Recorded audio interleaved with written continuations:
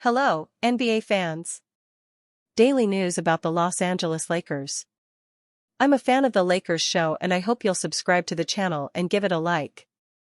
The Lakers are expected to sign more players during the season, and one name that could be a perfect fit for the purple and gold roster is Quentin Grimes, point guard for the Philadelphia 76ers. Grimes has a diverse skill set and is also a great scorer. In 28 games with the 76ers, he has recorded 21.9 points, 5.2 rebounds, 4.5 assists, 1.5 steals, and 2.9 three-pointers. He could be a phenomenon alongside Luka Doncic. The Lakers must take a serious look at 76ers guard Quentin Grimes. If the Los Angeles Lakers are looking for their next big splash on the trade market, then they needn't search any further than J.J. Redick's former team, the Philadelphia 76ers. Philadelphia recently completed a months-long negotiation process with Quentin Grimes that ended with the promising wing accepting his qualifying offer. Running the risk of losing Grimes to unrestricted free agency in 2026, the 76ers may soon be willing to trade their productive wing. Los Angeles would be wise to capitalize on an opportunity that appears destined to materialize. Grimes should have an early opportunity to build on his breakout 2024-25 season, as both Joel Embiid and Paul George are in the process of recovering from respective injuries. That should make a significant number of shots available to Grimes, thus opening the door for a revelation of his true potential. Unfortunately, Grimes' role with the 76ers could change drastically once Embiid and George return to the rotation. The trio of Embiid, George, and Maxey projects to command significant touches and shot attempts, and Grimes could thus find it difficult to maintain a high level of volume. Thankfully, the Lakers are ideally equipped to incorporate Grimes into their system as both a short-term and long-term asset along the wings if he decides to look for greener pastures. Lakers should keep a close eye on 76ers wing Quentin Grimes. Los Angeles is in a similar position to Philadelphia from a short-term perspective with Luka Doncic, LeBron James, and Austin Reeves in high-volume roles. As such, it's fair to question if Grimes would actually be an ideal addition to the rotation considering what he may be hoping for in role and fit. The difference between the Lakers and the 76ers, however, is that there's space for Grimes to grow within the rotation as it's currently structured. James is a high-volume superstar, but he's also 40 years of age, battling sciatica, and often rumored to be nearing retirement. Reeves, meanwhile, has yet to prove that he can act as more than the ideal tertiary option, although he deserves ample credit along those lines for his unselfishness. Doncic is the epitome of ball dominant as a scorer and playmaker, but it's worth noting that he already has experience playing alongside Grimes with the Dallas Mavericks. Doncic and Grimes shared the court for 468 possessions during the former's injury-plagued final half-season with the Mavericks. During that time, Dallas ranked in the 91st percentile in net rating and the 97th percentile in offensive rating. During Grimes' time with the Mavericks, he averaged 10.3 points, 3.8 rebounds, 2.1 assists, and 1.7 three-point field goals made in 22.8 minutes per game on .463/.398/.765 shooting. If Grimes can simply maintain that level of efficiency and production, the Lakers would be landing a high-level asset to either start or bring in as a sixth man. The hope is that he can emulate what he managed in 28 games with the 76ers, 21.9 points, 5.2 rebounds, 4.5 assists, 1.5 steals, and 2.9 three-point field goals made on .469/.373/.752 shooting. There's reason for skepticism in that regard, but with an expiring salary of just $8.9 million, the Lakers could treat this potential trade as a low-risk, high-reward endeavor. ESPN reporter says the quiet part out loud about LeBron's injury timeline. Reevaluated doesn't mean he'll be cleared to play. On Thursday, the Los Angeles Lakers announced that LeBron James will miss the start of the regular season due to sciatica on his right side. He'll be reevaluated in 3 to 4 weeks, but that doesn't mean he'll be ready to make his 2025-26 season debut then. ESPN's Tim Bontemps guessed that LeBron will probably end up missing 6 to 8 weeks. Bon Tom was on the Brian Windhorst and the Hoop Collective podcast with Windhorst and Tim McMahon. McMahon told Bon Tom, "Let's not start doing Dr. Math." Bon Tom then reasoned that since LeBron will be re-evaluated in 3 to 4 weeks, you have to add on a minimum of 2 weeks to that. He said it could be closer to December before LeBron plays. Per the Cleveland Clinic, sciatica happens when irritation, inflammation, pinching, or compression affects one or more nerves that run down your lower back and into your legs. It's usually not a serious condition, and most people with sciatica get better on their own with time and self-care treatments. Pain can range from mild to severe. Based on that, missing at least 6 to 8 weeks seems like a reasonable expectation. Bon Tom says LeBron could miss 6 to 8 weeks. LeBron hadn't participated in a full practice since training camp opened. He missed the Lakers' first 2 preseason games. Earlier this week, ESPN NBA insider Shams Charania reported that the 40-year-old would likely miss all of LA's preseason games, but that he was targeting October 21st, the Lakers' first regular season game, for his first game.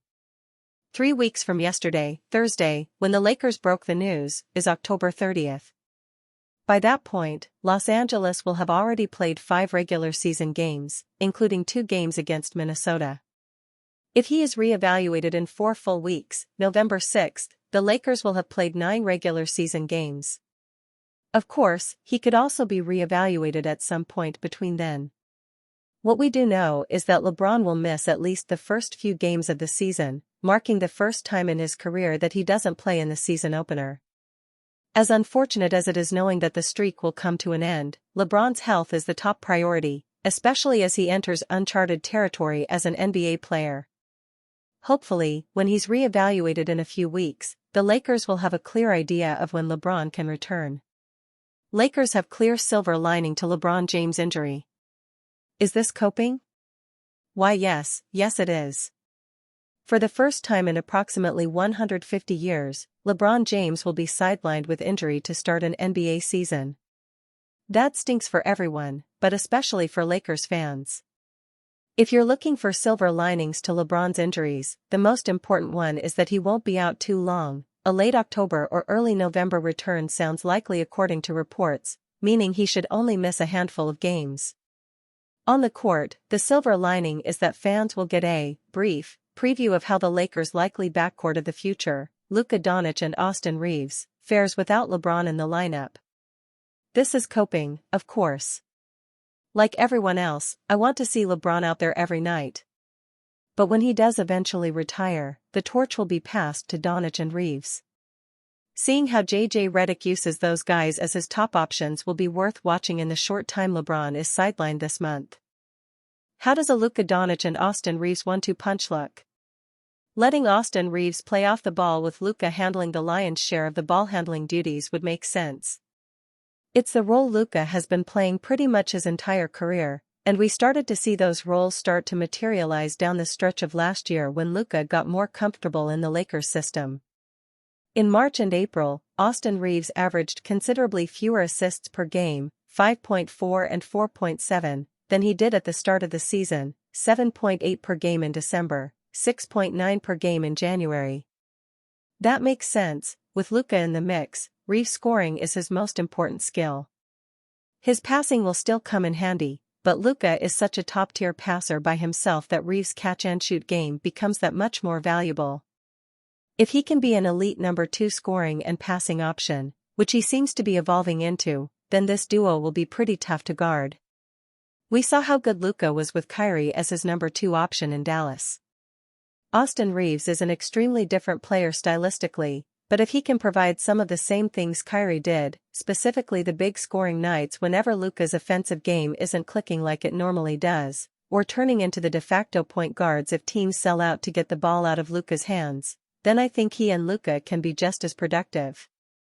I know none of us want to think about LeBron retiring. Most of us don't remember a league that didn't include him. But when the day does come, it will be up to Luka and Austin to carry the team into a new era, and we'll get a short preview of what that era will look like to kick off this season. LeBron James' injury gets worse, 3 players poised to step up. LeBron James' injury has sent a ripple through the Lakers organization at the worst possible time. The team's preseason optimism has now given way to uncertainty. James' ongoing battle with sciatica, first reported by The Athletic's Shams Charania, has sidelined him since late July. The 40-year-old star has yet to resume on-court activities and might not return until Thanksgiving. For a Lakers roster built around his leadership and consistency, others must now step up. LeBron James' injury gets worse, 3 players poised to step up. The extent of LeBron's sciatica problem. Shams reported on the extent of LeBron's injury and how long he's expected to be out for. Over the past month, it's gotten worse where LeBron has been unable to do any on-court basketball activities. Evan Sidery of Forbes added that LeBron might not be back until closer to Thanksgiving as he fully recovers. Shams reported Lakers star LeBron James is sidelined for at least 3 to 4 weeks due to sciatica on his right side. He is out for the start of the 2025-26 NBA season. The news of LeBron missing the start of the season broke on October 9, and it has since sparked debate among analysts. Nick Wright downplayed it early, calling it not a huge deal. Now, it's clearly a major concern. This development follows a turbulent offseason. From cryptic social media posts to speculation about his future, James has stayed in headlines. But now, the conversation has shifted from legacy talk to recovery timelines. His absence will test the Lakers' depth and resolve early in the season. My understanding is this injury for LeBron, this nerve issue, first occurred in late July, early August during an on-court workout, Charania explained. So it's now 2.5 months and counting that he's had to deal with it and manage it. According to ESPN's Dave McMenamin, James' camp told the Lakers to be overly cautious with his recovery. James, who turns 41 in December, appeared in 70 games last season, averaging 24.4 points, 7.8 rebounds, and 8.2 assists. He still made All-NBA second team and finished 6th in MVP voting. That production leaves a massive void. Since James joined the Lakers in 2018-19, Los Angeles is 248-171, a .591 winning percentage, with him on the court. When he does not play, the Lakers are 56-78, .418. The question now, who will step up? LeBron James' injury will define the early days of the Lakers season. Luka Doncic's burden grows. Luka Doncic already faced high expectations after a full offseason in Los Angeles. His Eurobasket performance raised excitement, but with LeBron's injury even more will be asked of him. After a blockbuster trade in February, Doncic averaged 28.2 points, 8.1 rebounds, and 7.5 assists. Those numbers dipped slightly from his Dallas days, when he averaged over 33 points, 9 rebounds, and 9 assists across 136 games. He is one of the league's premier stars. With James sidelined, Luka becomes an even stronger favorite for the MVP award. Rui Hachimura's contract year opportunity. Rui Hachimura enters his contract year with a new incentive. The 26-year-old forward is earning $18.26 million this season and is eligible for a 4-year extension worth up to $114.5 million. With the Lakers' cap flexibility in mind, this stretch will help determine his long-term role. Rui averaged 13 points and 5 rebounds last season on 50.9/41.3/77.0 shooting splits. He has previously stepped up during James' absences over the last 2 seasons, averaging 18.1 points and 5.7 rebounds in 15 games without him. Now, the Lakers will need similar production. Stepping up during LeBron James' injury could cement his value either as a cornerstone or a premium trade chip. Austin Reaves must evolve. Austin Reaves rounds out the trio of players under the spotlight. While Jake LaRavia makes sense as a candidate, Reaves' proven consistency makes him the likeliest to take on more responsibility. He averaged 20.2 points, 5.8 assists, and 4.8 rebounds across 73 games last season. Those numbers jumped to 27.9 points, 8.3 assists, and 6.6 rebounds in 9 games without LeBron. This season offers a glimpse into whether a Doncic-Reeves backcourt can work long-term. The Lakers front office will evaluate if Reeves is worth the $30 million starting salary projected for his next deal. His growth will shape the team's direction post-LeBron. J.J. Redick reveals how the Lakers plan to use DeAndre Ayton this season.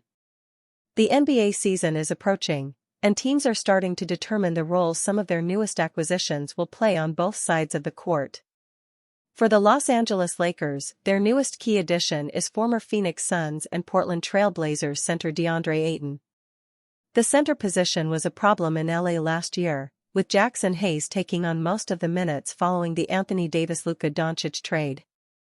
Hayes is a great option as a rotational big, but he's not ideal as a team's starting center. This was especially true in last year's playoffs, where he was virtually unplayable against the Timberwolves, culminating in him being a healthy scratch in Game 5.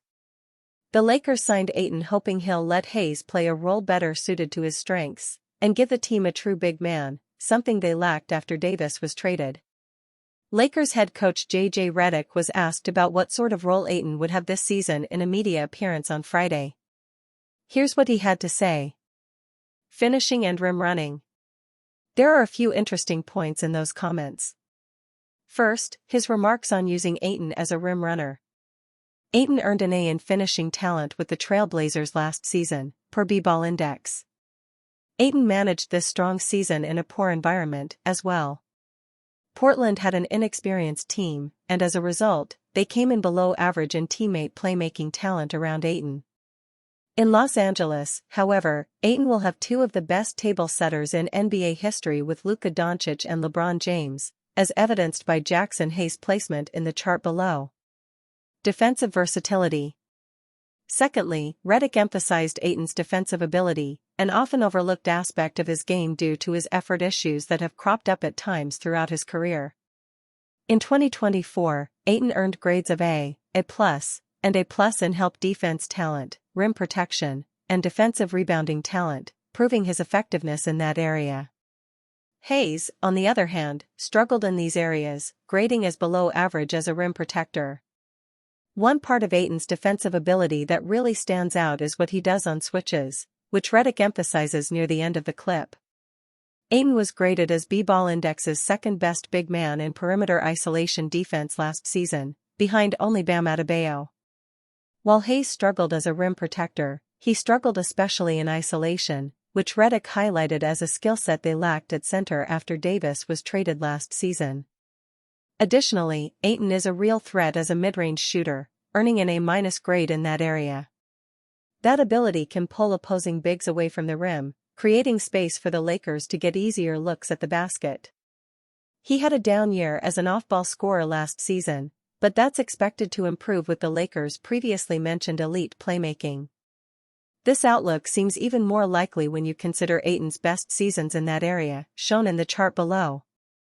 Ayton reached his peak as an off-ball scorer in 2022, when Chris Paul was his point guard. Now, with Luka and LeBron, it's reasonable to expect him to achieve similar success. The Lakers don't need Ayton to be an All-NBA or even All-Star caliber player to make a deep playoff run. They need him to be reliable in the areas Redick mentioned, working as a solid screener, mid-range shooter, and finisher at the rim. If he can find success in those areas, and the Lakers have decent injury luck, it should be a good year for basketball's most scrutinized team.